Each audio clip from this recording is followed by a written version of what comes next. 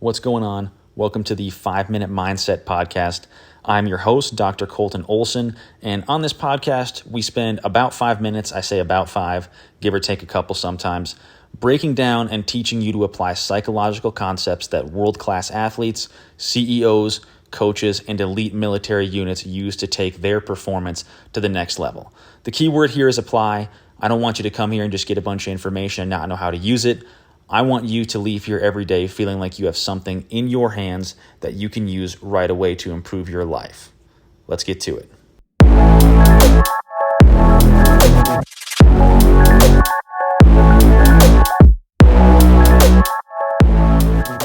We're going to spend some more time talking about leadership today because not only are leadership skills important, but because so often people have a really distorted view of what leadership really is.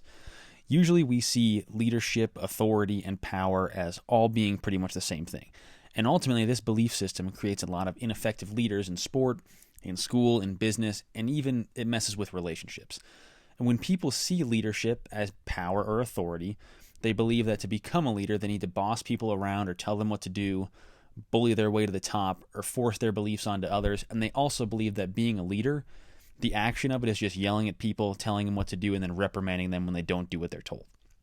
This model of leadership is outdated, it's ineffective, and it's actually wrong. Research shows us now that people don't perform better when they're micromanaged, they don't perform better when they're intimidated, and they're not inspired by people who push them around.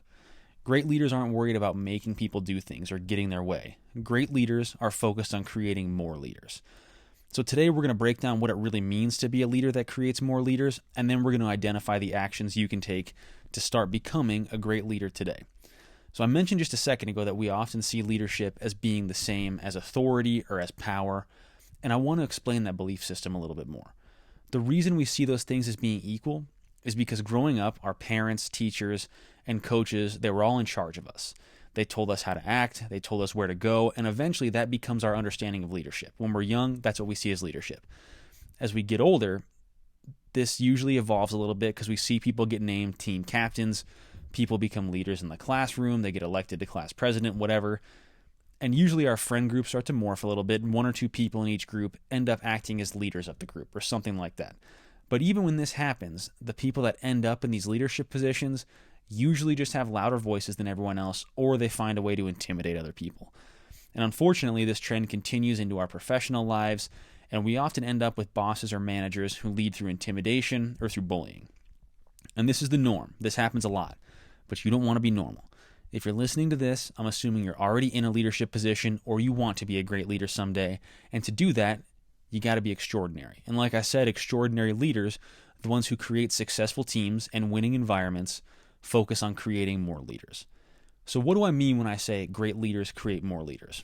I mean that leaders who understand true success and elite performance are only possible if responsibility and ownership are given to and accepted by everyone else around them. So the old model of leadership says the person in charge takes on all the responsibility, they take a lot of ownership, and they tell everyone else what to do underneath them. The new and more effective model says it isn't going to be me and the people below me, it's going to be all of us together. Everyone's going to be fighting for the same thing, and you give everyone a chance to be a leader in their own area. When this happens, not only do people take pride in what they do, but it becomes personally meaningful to them. They now have some skin in the game, and they start connecting their work to their purpose. In other words, the work they're doing and the role they have becomes part of their identity. And when we identify with something personally, it shapes our behavior, and usually it brings out the best version of us. We go all in. Additionally, when you create more leaders, you put everyone in a position to step up and help their teammates when they need it. If all you've done is create a team of followers that just do what you say, you're going to be at a huge disadvantage when people need to take on more responsibilities or part of someone else's role. People are going to freeze up, they're going to fail to adapt, and they're likely going to find excuses to avoid the work that needs to be done. If you've created a team of leaders, they're going to be willing to step up, they're going to be ready to step up, and they're going to want to take on those new responsibilities to help the team win. Leaders are invested and they take pride in their work. So it's clear that being a leader that creates more leaders is one of the keys to creating an effective team. And I've got 3 tactics now that you can employ today to start creating more leaders around you. Tactic 1, gauge your current leadership beliefs and your leadership style. Are you old school or are you new school? And awareness is always the first step in any change. So you have to recognize how you currently lead or how you believe leadership should look if you want to make adjustments. If you're trapped in the old school model of leading through intimidation, do me a favor and spend just a day this week, sharing your responsibilities with others and see how people respond. Pass the ball a little bit. So that's tactic 1. Gauge where you're at. Tactic 2, identify the vision you're trying to share with the people around you. If people are going to accept responsibility and take ownership on their own, they need to have something to buy into and identify with. The work has to be theirs.